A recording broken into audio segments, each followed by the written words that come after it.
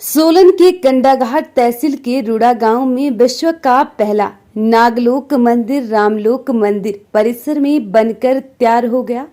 महल के आकार में तैयार किए गए इस मंदिर में श्री शेषनाग, श्री नागराज, ककरोटक, श्री देवता माहुनाग, श्री देवता धूमलनाग, श्री देवता इंद्रुनाग, श्री देवता कामरूनाग जैसे नागों के दर्शन होंगे।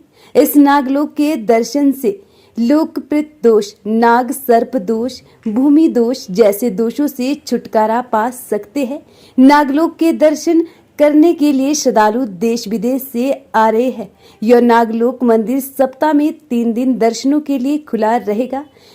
बताया जाता है कि तकरीबन 162 साल पहले केरल में नागलोक मंदिर की स्थापना करने का प्रयास किया था, लेकिन वहां के राजा की मृत्यु हो जाने के कारण नागलोक की स्थापना नहीं हो पाई थी। लेकिन सोलन के कंडाघाट के समीप रामलोक मंदिर में नागलोक मंदिर निर्माण का श्रेय बाबा अमरदेव को जाता है, जिनके प्रयासों से यह संभव हुआ है।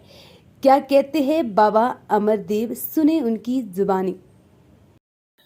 नागलोक तो बन के तैयार हो चुका है और नागलोक सभी भक्तों के लिए खुल चुका है और पूरी तरह से तैयार ही नहीं है, सबको अब नागलोक का आशीर्वाद भी प्राप्त हो रहा है। और जो नाग हैं, इच्छाधारी नाग, अभी नागलोक में 18 इच्छाधारी नाग आ चुके हैं और 36 जातियों के नाग भी आ चुके हैं और करीब 2,500 नाग, मतलब अलग अलग प्रजातियों के, अलग अलग जातियों के, अलग अलग रंग के सभी वहाँ पर आ चुके हैं।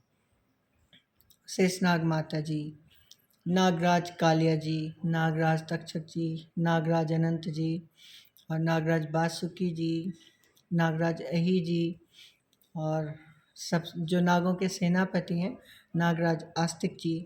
और सबसे बड़ी चीज़ तो जो सीता माता जी का की लाज बचाने के लिए और अयोध्या नगरी में शेषनाग माता जी आई थी, जब उन पर झूठा लांछन लगाया गया था, वो भी शेषनाग माता जी नागलोक से पृथ्वी लोक पर आकर के नागलोक में विद्यमान हो गए हैं। और सभी का नागलोक में जो पितृदोष है, काल सर्प दोष है और भूमि दोष है, शत्रु का जो दोष होता है और किसी फसल का जो आपको फसल नहीं होता मनुष्यों का ज़्यादा अच्छा से, और भूकंप जो त्रासदी है, आपदा है, इन सब का जो दोष है, पृथ्वी पे अनेकों प्रकार के दोष हैं, उन सभी दोषों को से मुक्त करने के लिए और जो नागलोक विशेष रूप से जो बनाया गया है वो मोक्ष प्रदान करने के लिए बनाया गया है। जो मनुष्य संसार से चले गए हैं 7 पीढ़ियों तक, जिनके 7 पीढ़ियाँ भी मुक्त नहीं हुई है, कहीं न कहीं कीड़े मकोड़े कुत्ते बिल्ले बन के घूम रहे हैं, उन सब की मुक्ति के लिए नागलोक बना है।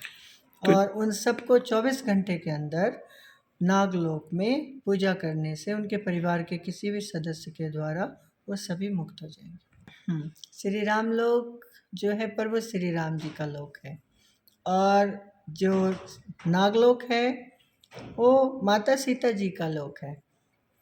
राम जी का भी लोक है और सीता माता जी का भी लोक है। सीता माता जी का लोक इसलिए क्योंकि जब सीता माता जी वन चली गई थी और वापस आई, जब राम जी ने कहा कि मैं उनको अपनाने के लिए तैयार हूँ, अगर सारी अयोध्यावासी बोलते हैं कि सीता जी निष्कलंक है तो मैं उनको अपनाने के लिए तैयार हूँ, लेकिन आधी अयोध्या के वासी बट गए और आधे ने कहा हाँ निष्कलंक है, आधे ने कहा कलंकित है।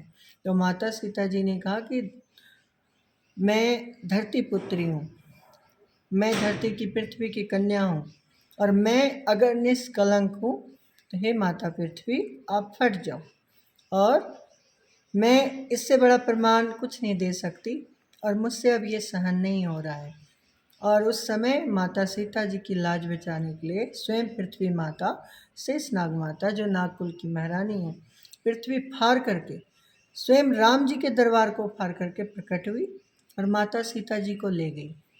उसी समय से मेरे मन में इच्छा थी कि हम माता सीता जी का भी लोक बनाएंगे क्योंकि नाग माता ने उनको अपनी पुत्री माना और नाग कुल का नियम है कि वहाँ पुरुष राजा नहीं होते, वहाँ स्त्री राजा होती है। जो पुत्री होती है वही महारानी कहलाती है। तो एक तरह से नागलोक जो है सीता माता जी का भी लोक है, इसलिए नागलोक रामलोक के साथ बनाया गया। मेरा अंतिम प्रश्न है। हाँ, श्री नागलोक 3 दिन, सप्ताह में 3 दिन, सोमवार, बृहस्पतिवार और शनिवार। क्योंकि जो मंगलवार है, बुधवार है, शुक्रवार है और रविवार है, इन चारों दिनों को नागलोक में जितने भी सर्प हैं वो सब बाहर आ जाते हैं और इतने विषैले होते हैं, उन पे नशा छाया होता है जहर का, विष का, तो वो किसी को भी डस लेते हैं। अगर उसको कोई मनुष्य न मिले तो पत्थर में ही अपना डस मार देते हैं, उन्हीं को डस लेंगे, अपना ज़ोर ज़ोर से फन मारेंगे। इसलिए 3-4 दिन बंद रहता है और 3 दिन खुला रहता है।